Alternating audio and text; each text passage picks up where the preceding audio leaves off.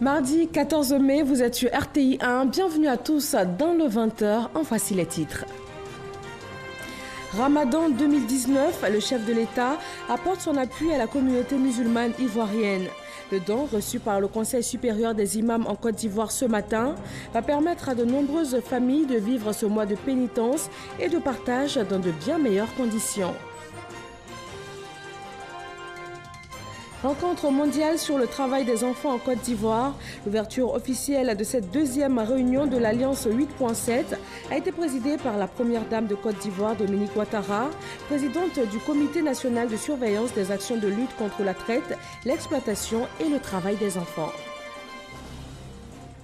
La coalition du secteur éducation-formation de Côte d'Ivoire a lancé ce matin un mot d'ordre de grève. L'impact de cette nouvelle grève sur les cours dans les lycées, collèges et écoles primaires publiques du district d'Abidjan dans ce journal.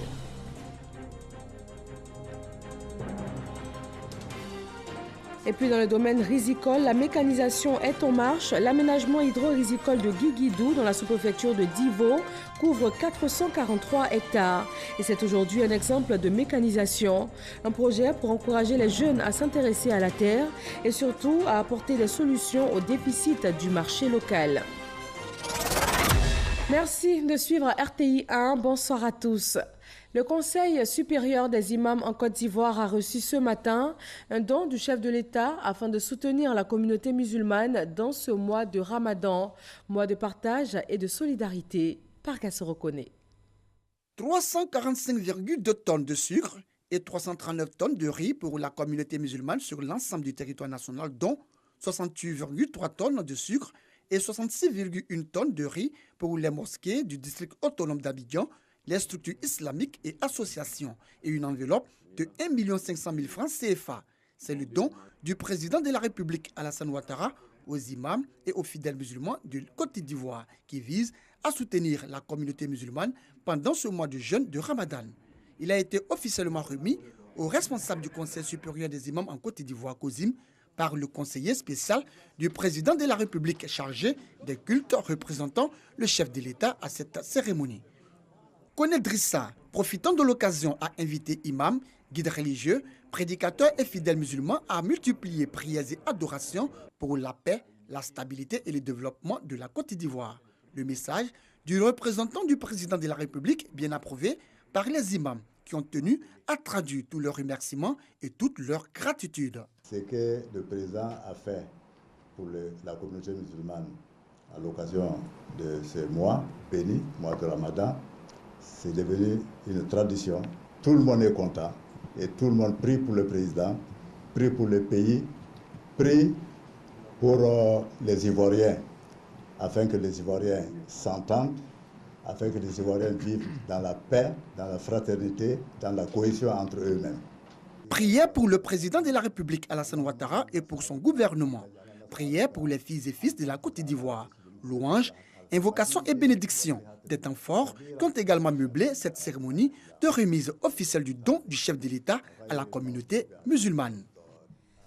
La présidente du Comité national de surveillance des actions de lutte contre la traite, l'exploitation et le travail des enfants a présidé la cérémonie d'ouverture de la deuxième réunion mondiale de l'Alliance 8.7. Une rencontre qui porte sur l'élimination du travail forcé, de l'esclavage moderne, de la traite des êtres humains et du travail des enfants dans les chaînes d'approvisionnement. Chirom Kofi Abola. La première dame de Côte d'Ivoire, Dominique Ouattara, à l'ouverture de l'atelier stratégique mondial de l'Alliance 8.7. C'est l'espace Latrie, aux deux plateaux, qui a été choisi pour abriter la cérémonie. La rencontre organisée par le BIT, Bureau international du travail, avec le soutien d'un certain nombre de structures onusiennes, planche sur la problématique du travail des enfants. Le ministre ivoirien de l'Emploi et de la Protection sociale, Pascal Kwaku Abina, est le président du comité interministériel de lutte contre le travail des enfants. En saisissant l'occasion, il indique que la lutte contre le travail des enfants reste l'une des préoccupations majeures du gouvernement. La lutte contre le travail des enfants fait partie des priorités de l'action gouvernementale en Côte d'Ivoire. Il s'agit d'un engagement de haut niveau des autorités du pays avec, en première ligne, le président de la République, son Excellence M. Alassane Ouattara, et de l'ensemble des membres du gouvernement, ainsi que l'engagement personnel et le leadership de Madame la Première Dame, qui a permis à la Côte d'Ivoire d'enregistrer des avancées notables dans le domaine de la lutte contre le travail des enfants ces dernières années. C'est pourquoi, dès le lancement de l'Alliance 8.7, ce partenariat mondial et inclusif qui s'engage à atteindre la cible 8.7 des objectifs du développement durable, la Côte d'Ivoire y a pleinement adhéré. Convaincu que c'est un excellent cadre de collaboration qui contribuera à conjuguer nos efforts, j'ai le plaisir d'annoncer solennellement que la Côte d'Ivoire s'engage comme pays pionnier de l'Alliance 8.7. C'est en sa qualité de présidente du Comité national de surveillance des actions de la lutte contre la traite, l'exploitation et le travail des enfants que la première dame de Côte d'Ivoire, Dominique Ouattara, a présidé cette cérémonie d'ouverture. Elle est revenue largement sur les actions entreprises pour combattre l'exploitation et le travail des enfants avant de lancer un appel à redoubler les efforts face à cette cause. Depuis plusieurs années, nous avons entrepris de mener des actions rigoureuses pour éliminer l'exploitation et le travail des enfants dans tous les secteurs d'activité. L'objectif recherché étant de protéger tous nos enfants partout où ils se trouvent. À cet effet, le Comité national de surveillance que je préside, en collaboration avec le comité interministériel et nos partenaires, a mis en place 2 plans d'action nationaux de 2012 à 2017 et un 3e plan d'action 2019-2021 vient d'être finalisé. Ces plans nous permettront de réaliser de nombreuses actions dans les domaines de la prévention, de la protection et de la répression en phase avec les objectifs de l'Alliance 8.7. Ainsi, jusqu'à ce jour, nous avons mené des campagnes de communication, d'information et de sensibilisation des populations et formé les différents intervenants de la chaîne de remédiation à l'échelle nationale. Dans cette même optique, la Côte d'Ivoire a légiféré sur l'interdiction des pires formes de travail des enfants pour réprimer les trafiquants et les contrevenants à la loi. Par ailleurs, je voudrais signaler que la Fondation Children of Africa, que je préside, s'est penchée sur ce problème et a entamé la construction de 3 centres d'accueil pour les victimes de ce fléau. Le premier centre, situé à Soubré, dans l'ouest de la Côte d'Ivoire, en zone de production de cacao, est achevé et fonctionne déjà depuis 1 an. Ceux de Bouaké, au centre du pays, et Ferkessédougou, au nord, seront terminés avant la fin de cette année. Je voudrais clore mon propos en invitant tous les pays membres de l'Alliance 8.7 à accentuer leurs efforts dans la lutte contre le travail forcé, l'esclavage moderne, la traite des êtres humains et le travail des enfants. Le rendez-vous d'Abidjan met l'accent sur la conjugaison des efforts afin d'éradiquer le travail forcé, l'esclavage moderne, la traite des êtres humains et le travail des enfants. C'est la 2e rencontre du genre, après celle qui s'est déroulée en septembre 2016 à New York, aux États-Unis. Plus d'une centaine de personnalités venant de 22 pays y prennent part. Le président du Sénat ivoirien a reçu aujourd'hui une délégation du Conseil national des droits de l'homme de Côte d'Ivoire. Jeannot Kouadio-Aoussou a été informé du changement de statut que connaît l'institution depuis peu. Selon une loi votée fin 2018, le Conseil national des droits de l'homme de Côte d'Ivoire a désormais le statut d'une autorité administrative et indépendante.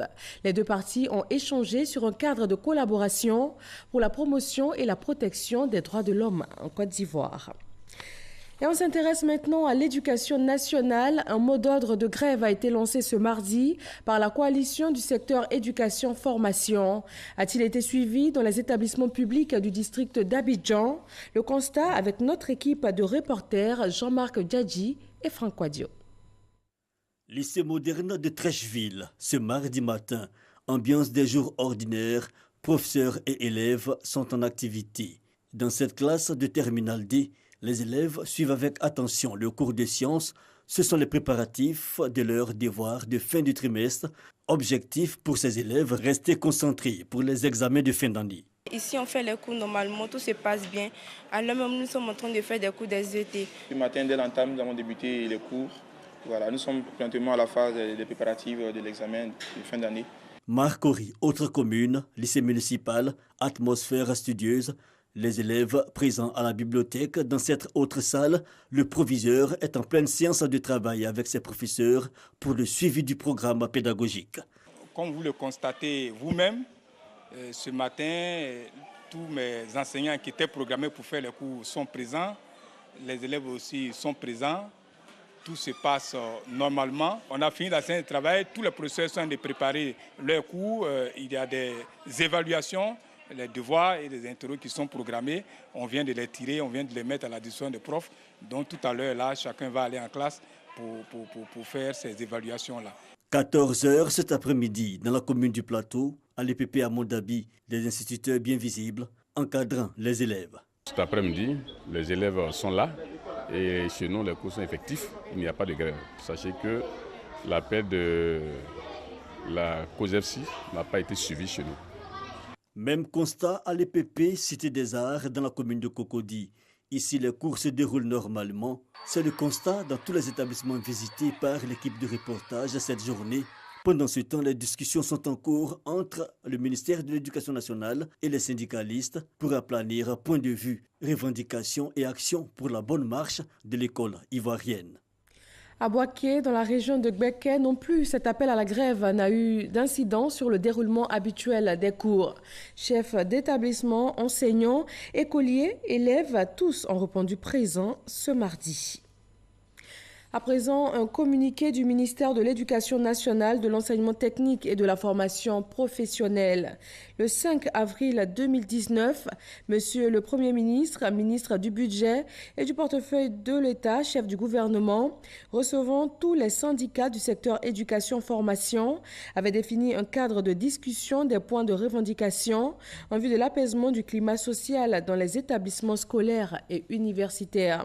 Ce cadre a pris en compte la tenue d'un atelier à Grand-Bassam du 10 au 13 avril 2019, consacrant l'aboutissement au processus d'échange déjà entamé au niveau du ministère de l'Éducation nationale, de l'enseignement technique et de la formation professionnelle. Ainsi, suite à la production du rapport de synthèse des travaux du dit atelier, qui lui a été remis et conformément à la procédure convenue d'accord, partie Madame Kandia Camara, ministre de l'Éducation nationale, de l'enseignement technique et de la formation professionnelle, convoque tous les responsables syndicaux, signataires ayant pris part à l'atelier le vendredi 17 mai 2019 à 15h au cabinet du ministre assis au 28e étage de la Tour D. Dans la sphère économique, on note cette levée de fonds pour le financement du budget de l'État. 394 milliards de francs CFA ont été mobilisés sur le marché financier régional du 10 mai dernier, soit un taux de réalisation de 29,9% par rapport à l'objectif budgétaire. 130,2 milliards de francs CFA ont été admis en bourse ce mardi. Le reportage de Francis Boifo. C'est le 29e emprunt obligataire de l'État admis à la Bourse régionale des valeurs mobilières, BRVM. 130,2 milliards de francs CFA. Cet emprunt obligataire TPCI 6% 2018-2026 permettra de financer le budget de l'État. Je voudrais inviter tous les potentiels investisseurs et acheteurs à emboîter vos pas et souscrire massivement. La recherche de financement reste une priorité pour le Trésor public, engagé à soutenir les projets de l'État à travers des actions sur le marché financier. Au 10 mai 2019, le Trésor public a mobilisé un montant de 394 milliards de francs CFA, soit un taux de réalisation de 29,9% par rapport à l'objectif budgétaire. Le solde à mobiliser est de 927 milliards, dont 427 milliards sur le marché régional. Au-delà de la mobilisation de ressources, Le marché boursier régional se veut une source d'épargne pour les entreprises et les particuliers. Un constat cependant. Les chiffres de participation des particuliers qui sont à moins de 1% dans l'opération, cela me paraît relativement faible. Nous avons besoin d'une participation plus massive des particuliers. C'est à travers ce type d'opération que nous diffusons la culture boursière, que nous permettons aux particuliers de bénéficier des rendements qui sont offerts sur le marché. L'opération est à 6% net d'impôts. C'est une rémunération qui est, à mon avis, tout à fait convenable. Le directeur général de la Bourse régionale des valeurs mobilières entend faire de la sensibilisation pour améliorer la culture boursière et augmenter le nombre d'actionnaires sur le marché boursier. On reste dans les chiffres, mais cette fois pour la production de riz en Côte d'Ivoire. En 2017, ce sont 1 300 000 tonnes qui ont été produites et 1 550 000 tonnes en 2019. L'objectif pour 2020 est de 1 900 000 tonnes. Pour combler le déficit, la Côte d'Ivoire, avec l'appui de partenaires extérieurs, a initié plusieurs projets d'aménagement de bas-fonds. EcoPlus s'intéresse ce soir à celui d'aménagement hydro-risicole de Guiguidou. C'est dans la sous-préfecture de Divo. Lancine Bakayoko.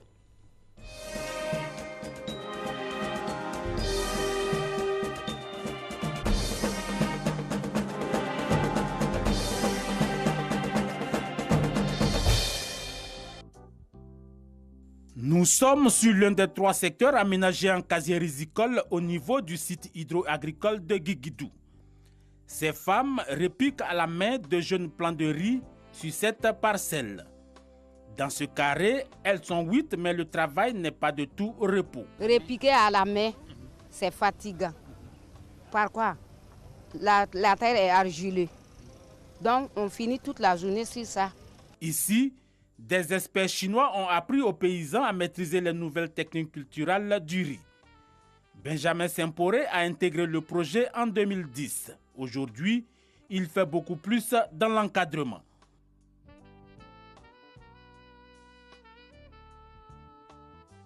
Maintenant, je pense qu'il y a la technique que nous avons reçu, les formations, qui est vraiment très important, qui nous permettent vraiment de faire un peu facile par rapport à avant.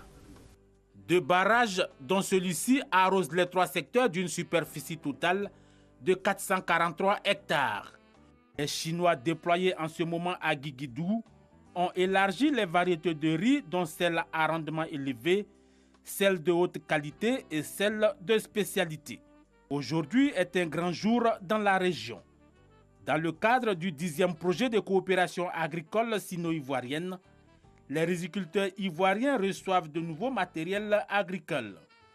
Ce sont des moissonneuses-batteuses, des tracteurs, des répiqueuses et des décortiqueuses.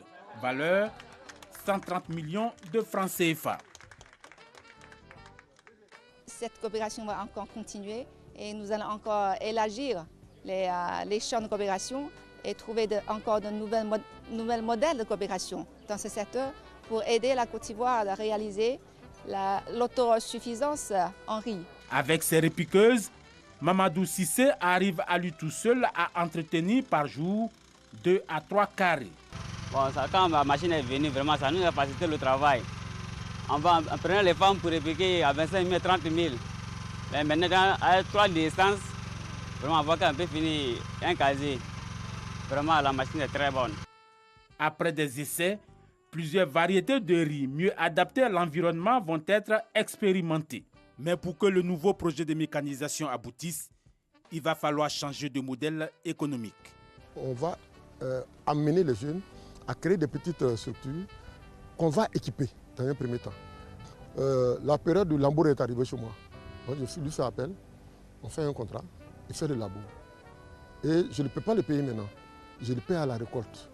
Et comme il va attendre pendant longtemps, l'usinier avec lequel il travaille peut déjà préfinancer l'activité qu'il aura faite chez moi.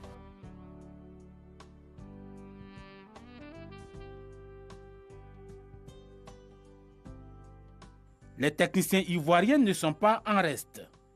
Ils essaient de faire progresser ce centre agricole pilote. L'objectif est de favoriser une coordination efficace avec la politique nationale destinée à atteindre et à gérer l'autosuffisance en riz. Notre rôle, c'est d'aider les paysans à apprendre les bonnes techniques agricoles pour pouvoir produire plus. Nous faisons les pépinières et nous leur montrons comment il faut répliquer. Nous sommes passés pratiquement dans le temps de 1,5 tonne à 4 tonnes à l'hectare aujourd'hui, et voire plus. Ce n'est pas seulement au niveau de la production que les jeunes Ivoiriens sont formés, mais aussi à la transformation. Pour doter la Côte d'Ivoire d'une capacité de transformation à la hauteur de ses objectifs de production, 16 milliards sont mobilisés pour la fourniture d'installations et la mise en marche de 30 unités de transformation d'une capacité de 5 tonnes à l'heure, soit 25 000 tonnes par an. Avec ça, là, c'est un appui. Ça va nous aider un peu pour vraiment accroître aussi nos productions. En 2017, la Côte d'Ivoire a récolté 1 300 000 tonnes contre 1 500 000 en 2018. Le pays vise une production de 1 900 000 tonnes de riz en 2020. La mécanisation du secteur agricole, une solution pour combler donc le déficit local et intéresser les jeunes à ce secteur d'activité particulièrement important. Et ces ambitions agricoles de la Côte d'Ivoire prennent en compte la préservation de l'environnement. Le plan ivoirien contre la déforestation des forêts a été présenté à New York aux États-Unis lors de la 14e session du Forum des Nations sur les forêts. Sidonie Davila. Le ministre des Eaux et Forêts de la Côte d'Ivoire à la tribune de la 14e session du Forum des Nations sur les forêts. Alain Richard Donvaï a pris part aux travaux au cours desquels il a présenté les efforts déployés par le pays pour freiner la dégradation des forêts en adoptant une politique de préservation, de réhabilitation et d'extension de ces forêts, ainsi qu'une stratégie de mise en œuvre. La stratégie de mise en œuvre de cette politique, ainsi que son plan d'action pour la période 2019-2030, je voudrais le souligner, ont été élaborés et adoptés à travers un processus participatif et inclusif, regroupant les acteurs du secteur public et du secteur privé. L'objectif de cette politique est de permettre à la Côte d'Ivoire de recouvrer au moins 20% de sa couverture forestière, soit 6 millions d'hectares au total, à l'horizon 2045. Le budget de cette mise en œuvre de cette politique est estimé à 1,2 milliard de dollars américains sur une période de 10 ans. À cet effet, un nouveau code forestier adapté à cette politique, entériné par le gouvernement, est soumis à l'Assemblée nationale pour l'adoption dans les prochains jours. Au cours de ce forum qui s'achève ce vendredi, un accent particulier sera accordé au suivi et à l'évaluation des progrès réalisés dans la mise en œuvre du plan stratégique, notamment l'instrument des Nations Unies sur les forêts, ainsi que l'élaboration des indicateurs mondiaux relatifs aux forêts. Cette lutte contre le réchauffement climatique et aussi le financement des projets verts était au cœur d'une rencontre du ministre ivoirien de la Ville et de la présidente du R20. Le R20, structure en charge de la gestion du fonds vert, s'engage à accompagner les collectivités territoriales ivoiriennes. Mamadou Kouassi.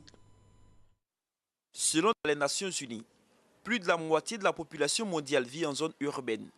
Et en 2050, si rien n'est fait, c'est plus de 80% de ces populations qui vont se retrouver en ville. Et la Côte d'Ivoire est fortement menacée par ce phénomène. Une situation qui n'est pas sans conséquences pour ces villes, qui s'agrandissent davantage. Au nombre de ces conséquences, il y a l'insécurité, le chômage et l'urbanisme. Et le groupe Atelier France veut accompagner la Côte d'Ivoire à faire face à cette situation. On a cet échange qui doit permettre d'avoir un atelier en Côte d'Ivoire sur la ville de San Pedro et qui doit permettre justement aux responsables à la fois locaux et nationaux de Côte d'Ivoire de préserver le développement de cette ville et de construire un schéma pour préparer l'avenir de San Pedro. Il s'agira de réunir des professionnels et des étudiants pendant une semaine pour réfléchir sur différentes thématiques, notamment la planification, l'architecture et l'environnement de la ville de San Pedro. D'autres personnalités reçues par le ministre de la Ville, Michel Saban, la présidente du R20, structure en charge du Fonds vert des Nations Unies. Cette institution est engagée à accompagner les collectivités ivoiriennes dans la lutte contre le réchauffement climatique. On faisait le constat que le réchauffement climatique et les incidents climatiques vont de plus en plus forts et ça devient de plus en plus grave. Et l'urgence n'est plus, le mot urgence ne veut plus rien dire. Il faut vraiment réaliser maintenant et en premier lieu, moi je pense qu'il faut former la population.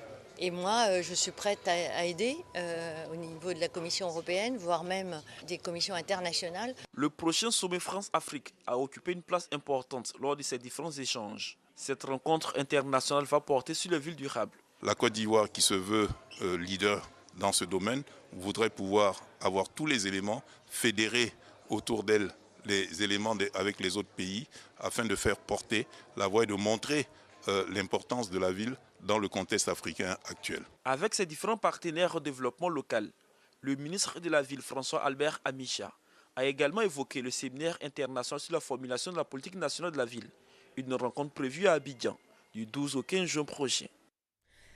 Dans l'ouest de la Côte d'Ivoire, Guiglons-Ropan vient d'être électrifié. Ce village de plus d'1 millier d'habitants est situé dans le département de Dieukwé. Ses habitants voient là des opportunités d'étendre et de développer leurs différentes activités génératrices de revenus. En politique, les cadres du RHDP du département de Niakara sont en campagne d'information. Ils travaillent à la remobilisation des militants de leur formation politique. Charles Tatou. Information et remobilisation des populations rurales de la région du Hambol en faveur du RHDP. 2 raisons à la base de cette tournée effectuée par les cadres du Niakara. L'arrivée très bientôt du président de la République, Alassane Ouattara, en visite d'État dans la région du Hambol et la remobilisation des populations. Stratégie du porte-à-porte adoptée pour une information de proximité dans les villages. Nous sommes commis en mission par le ministre Ali Koulibaly, ministre de l'intégration africaine et des Ivoiriens de l'extérieur, et du Premier ministre Amadou Gon Koulibaly. Quand on a choisi, on ne change pas. À la venue d'Alassane nous a permis d'avoir l'électricité. Nous sommes derrière lui. Au début jusqu'à la fin, nous sommes derrière lui. Facteur de reconnexion des cadres aux populations, la tournée a permis aux messagers d'expliquer la vision du chef de l'État Alassane Ouattara pour le développement de la Côte d'Ivoire et le bien-être de ses populations. Depuis l'indépendance de Tafiré jusqu'à Niakara, en allant dans les villages de l'est de Niakara, tout comme à l'ouest, il n'y avait aucun village qui était éclairé. Aujourd'hui, 95% des villages sont éclairés. Outre l'information de proximité, de grandes rencontres avec les populations ont eu lieu également à Niakara, chef-lieu de département, et dans la commune de Tortilla. Le vœu le plus cher de la population aujourd'hui, c'est de recevoir le président Alassane Ouattara ici à Tortilla. Nous avons mis en place 4 équipes, ça s'est très bien passé. Au total, 22 villages visités. Dans ces différentes localités, les messagers du RHDP ont pu recueillir les doléances des populations et s'assurer du soutien et l'attachement de celles-ci au chef de l'État, Alassane Ouattara.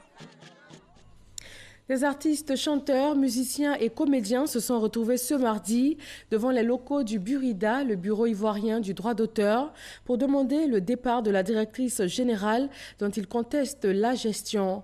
On note que le conseil d'administration du Burida avait produit un communiqué le 10 mai dernier en prélude à cette manifestation, invitant les artistes à attendre les résultats d'un audit initié par l'inspection générale d'État. Direction le Niger pour ouvrir le chapitre international. Pour la 2e fois depuis 2016, la prison de haute sécurité de Koutoukale, à 45 km de Niamey, a été attaquée. Les agresseurs ont été repoussés et pris en chasse par l'armée nigérienne. Une poursuite soldée par au moins un mort du côté des forces de sécurité. Aucun prisonnier n'a pu être libéré par les assaillants. Aux États-Unis, pour terminer, la justice a condamné le fabricant du désherbant Roundup à 2 milliards de dollars de dommages pour un couple atteint de cancer. Elle estime que ce produit est défectueux, mais Monsanto conteste toujours les risques cancérigènes de son produit. Ce procès s'était ouvert fin mars, juste avant la condamnation pour les mêmes raisons de Monsanto à verser 80 millions de dollars à un septuagénaire atteint du même type de cancer. Les procès se multiplient. Une dizaine sont prévus sur 2019-2020 et une centaine de procédures sont déjà en cours. Et voilà, c'est tout pour ce soir. Merci de rester sur RTI 1. À 20h50, votre émission RTI 1 reçoit le ministre de l'Équipement et de l'Entretien routier. Pour tout savoir sur l'évolution de ce secteur en Côte d'Ivoire, restez avec nous sur RTI 1. Très bonne fin de soirée et à demain.